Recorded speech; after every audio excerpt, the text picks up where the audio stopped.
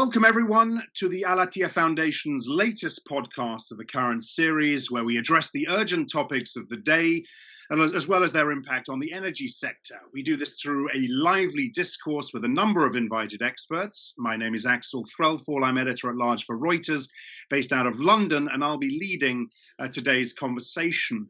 The Foundation, as you all know, is an independent think tank that provides robust and practical knowledge on global energy and sustainable development topics to the Foundation's members and community. The title of today's discussion is The Circular Economy: How Will It Develop in the Future? The official definition of a circular economy goes like this: an economic system aimed at eliminating waste and the continual use of resources. So an alternative to a traditional linear economy of make, use, dispose. We're all increasingly well-versed in the many actions, efforts, projects, etc. underway to combat climate change, perhaps less well so in this notion of the circular economy and the critical role it plays in the shift towards a more sustainable planet. So today's discussion will explore what needs to be done to change that and to embed this idea into normal business practice. Of course, the place of hydrocarbon fuels within the energy transition is a critical part of this discussion, as is the role of carbon within the circular model. Okay, enough from me. I'm delighted to welcome our podcast guest, Dr. Patrick Schroder, to share some perspectives on the circular economy. Patrick is a senior research fellow in the Energy, Environment and Resources Department at Chatham House, where he specializes in research on the global transition to an inclusive circular economy, with a specific focus on collaborative opportunities between key countries, closing the investment gap, and building an evidence base for trade in the circular economy. He is co-editor of the book The Circular Economy and the Global South: Sustainable Lifestyles and Green Industrial Development. Patrick, a very warm welcome to you. How does a circular economy, Patrick, differ from the more traditional business model of a linear economy? And how optimistic should we be that businesses are moving in the right direction? Yes, good afternoon. Thank you for inviting me to contribute to this podcast series. It's very timely to talk about the circular economy, as now in the economic recovery, many governments have allocated funds to support their economies. Many businesses are looking for maybe new opportunities to their traditional business model. It's important to notice that the circular economy is not only a concept, but it's already practiced. Many of very successful companies are actually already actively applying circular economy principles in their business models. It's also important to notice, and many people often think about the circular economy just being about waste management. So it's quite a bit more than that. So the companies which are applying these practices, and often these practices are associated with the 3 R's, reduce, reuse, recycle. In addition to this, there's other practices. So the circular economy discussions, it is evolving quite quickly. So people started talking about, for example, another framework called the 9 R's, which includes other practices like repair, refurbishment, remanufacturing. So these are all practices which are already happening in the economy today. If we go more onto the conceptual level of the circular economy, also in contrast maybe to the linear economy, the circular economy is very much a design approach. The linear economy often tries to use end-of-pipe solutions to prevent waste or pollution. So in the circular economy idea, it is considered possible to design out the waste. The example is often there's no waste in nature. The current system that we have has been designed by us, so we also have the potential to design out the waste. So waste is considered a resource just to be in a wrong place. So this is very much linked to cradle thinking, which has been developed by McDonough and Braungart. Let me jump in, Patrick. You speak optimistically about the number of businesses that are moving in this direction. What will it take to build a global system that operates under this premise, a system that really gets us properly away from this entrenched extractive system that we're so used to? Yes, a truly global circular economy, we're still very far away from that. and this will be a very long-term transition. So it's not going to happen tomorrow. It's comparable to the transition to a low-carbon and climate-neutral energy system, and these two are actually also coupled. So just in terms of maybe to give an idea of how circular the global economy currently is, in 2019, we extracted about 100 billion tons of materials from the earth, and only about 8% of these materials were either reused or recycled. Quite a bit of a gap how to get there. So, but there are many low-hanging fruits that we can address, I think, in a very relatively short time. For example, we can significantly reduce the amount of food waste that we generate. We can significantly reduce plastic waste.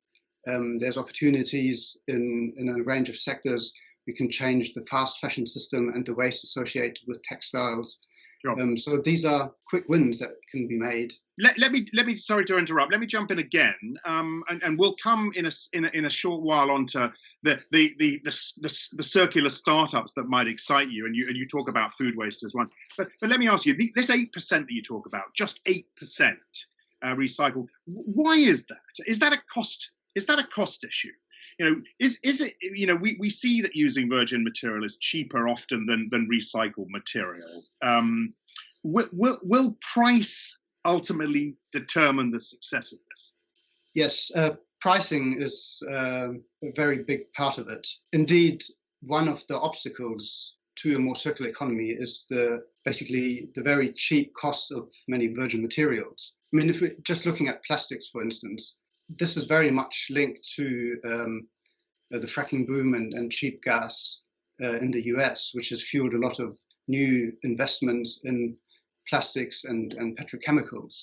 So there's a lot of investment going into the production of virgin plastics. I think one figure that I read was about 200 billion was invested last year in the US in new projects and facilities. Compared to the investment that go into recycling, this is much, much lower currently. So in a way, to have a circular plastics economy, these two would need to be balanced. How is that going to happen, Patrick? Because you're going to see a lot of onus on business, on the private sector, that are struggling because of the cost issue. How are we going to find that balance? In my opinion, and I think there are many discussions about what type of policies are needed to get the prices right. So currently, the market on its own needs some readjustment. And some of the policy ideas, this is now specifically regarding plastics, some ideas are that we need to have some recycled content requirement, which could be then coupled with a tax on virgin plastics. And there are different versions of this. And these policy proposals are discussed on various levels by governments and experts from the waste and also plastics industries, etc. So that's a way forward, and many people agree that this is a good idea.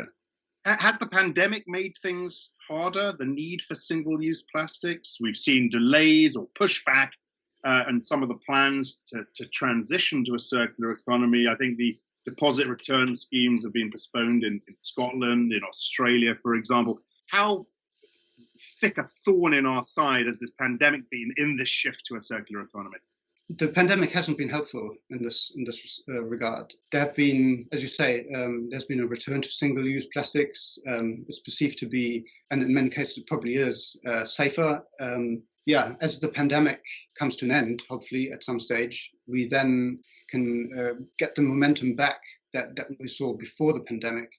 Yeah, and indeed, we talk often about a green recovery element to the COVID-19 bounce back. We look at the climate piece. I guess this circular economy piece must fit into that as well, right? Yes, and there are signs that this is happening. We see this on the EU level. So the Circular Economy Action Plan was announced end of last year by the incoming Commission, and then the document was then published earlier this year. The circular economy is part of the EU's Green Deal, and now in the recovery plan, which includes also funding of 750 billion euros, the circular economy will be element of that as well. And you mentioned the Circular Economy Action Plan, Patrick, and that is legislation, right? That's EU legislation. So what you're saying is policy's responsibility here is to put legislation in place in order to make this happen. Is that correct? Yes, yes. I think policy is driving the development. However, it's also supported by many industries which are already on the track, which have already started making these shifts. And I mean, even now in the current situation, we see that companies are now beginning to experiment with new circular economy business models. There's one leading UK retailer now just starting a new textile rental scheme, together with also looking at take-back schemes and repair and second-hand segments for their business. Yeah. So at the moment we're in a crisis, but it seems to be also an opportunity to start new things. Yeah, and okay, and you know, we do hear that a lot, this opportunity, and clearly there is innovation, and you've mentioned a few examples of the sorts of innovation, but I guess, and you know, forgive me for playing devil's advocate here, we need to see this happen at scale, right? This is the only way it's going to happen. How far off are we from that, really, Patrick? Yes, I mean, you're absolutely right. We see many examples which are on the small scale, and to really make this happen, it needs to be scaled up. And not necessarily, in some cases it needs to be scaled up. In other cases, the examples need to be replicated. So investment will play a major role. So this is where the recovery funds are an option. But we also see changes in financial markets. So just in June, I think there was a public call by a group of investors which combined have assets of $12 trillion, I think, and they publicly called for the EU to promote a green recovery, which is not only about renewable energy, but also other sustainable business solutions. Yeah. So we saw also last week, ExxonMobil dropped out of the Dow Jones index. So that's another indication that financial markets are changing. In the recent month, ESG funds have attracted quite some interest. And all of these developments point towards greening of finance. And this will provide funds for innovative businesses which are looking at circular economy solutions. Yeah. You mentioned Bill McDonough earlier. And I said at the top, of course, the place of hydrocarbon fuels within the energy transition is a critical part of this whole discussion. Carbon is not the enemy, I think, is what Bill McDonough said. Where do you see carbon piece fitting into this going forward? Yes, that's a tricky question, and I'm aware there are discussions about a circular carbon economy, which will make use of carbon capture and use. So in principle, this is a circular approach. However, so the circular economy is also very much a systems approach.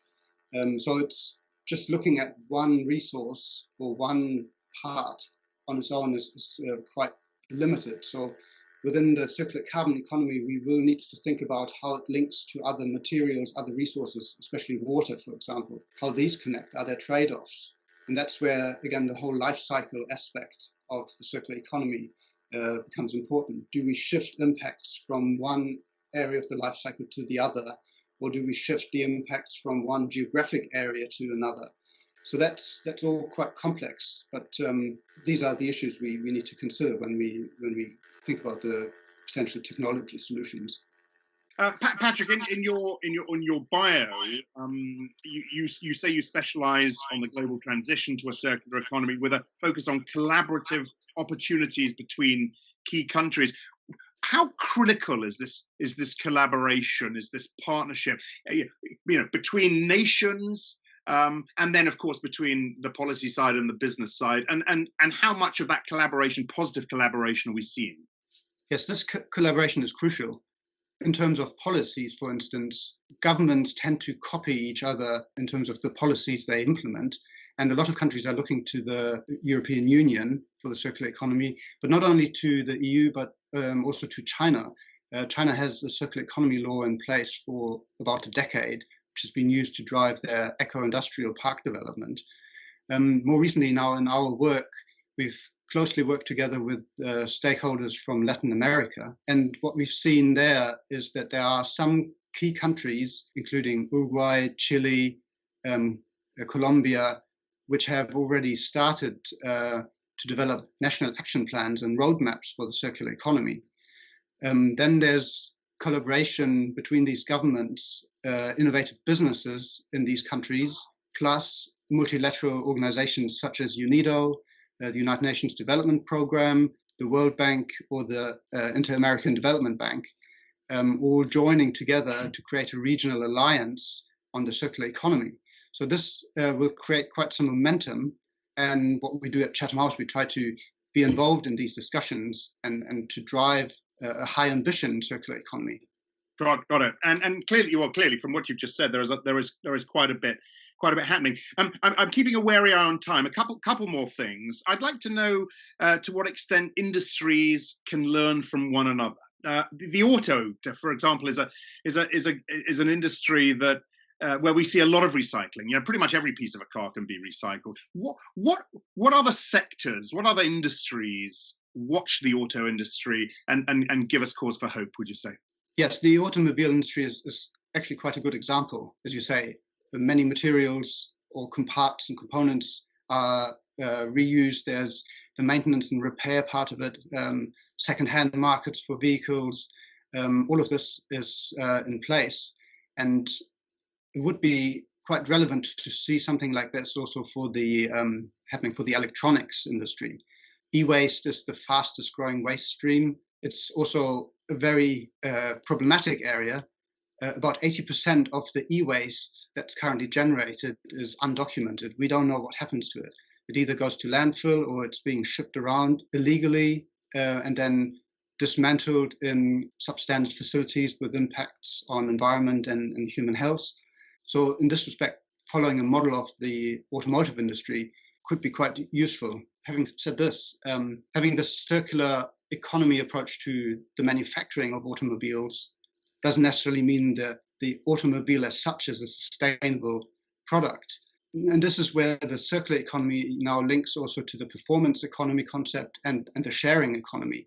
So in order to make the automobile sustainable, we need to think about other business model and use patterns. So I expect in the future we will see a lot more of, especially in dense cities, a lot more of car sharing examples rather than private ownership of cars. Yeah. There's actually a lot of structural waste associated with cars just sitting, taking up space, which could be used for other purposes. I want to finish, Patrick, if I may, with that impossible sort of question of goals and timelines here. And I want to come back to your 8% that you mentioned. Where do we need to get that 8% to feel we've really succeeded with this? And how quickly do you think that 8% could get up to, say, 50% or 60%? Yeah, that's a very difficult question. Hopefully as fast as possible. There's a good example from the Netherlands. The Dutch economy is estimated to be about 25% circular already. So it's not an impossible task. I think on the EU level or for the UK, I think we could get to 25% in a relatively short time, maybe 5 to 10 years or so. To have a higher level of circularity, as I said before, it's a long-term transition. I think 2050 could be a target to achieve higher degrees of circularity. And there's also, this links with the net zero carbon targets that we have. These two approaches reinforce each other. So there are a lot of emissions embodied in materials. If we make use of those materials through repair, reuse, recycling, rather than discarding them, so we can save a lot of this embodied energy and carbon. So one thing that we're also looking at is the 2030 target, the Sustainable Development Goals agenda. So in our work, we also try to highlight what the circular economy can do to promote human development. And this is particularly important for developing countries to take on the circular economy idea, where we can show how it contributes, for example, to clean water and sanitation, how it can contribute to better health outcomes. For example, reducing open burning of waste instead, which is a huge public health problem, how it can contribute to clean industrialization, or addressing issues of informal settlements, sustainable communities in cities, etc. So that's also one area in which we're advocating for circular economy solutions that also have address the social aspects. Got it. All right, Patrick, look, we have run out of time. Really fascinating stuff. Thank you very much indeed for your insights and your time today. Patrick Schroder from Chatham House. As a non-profit independent organization, the Foundation would also like to thank its members. Their continued support, of course, is valued and very much appreciated. Do watch this space for the next podcast in this series. I'm Axel Throlful from Reuters. Thank you and goodbye.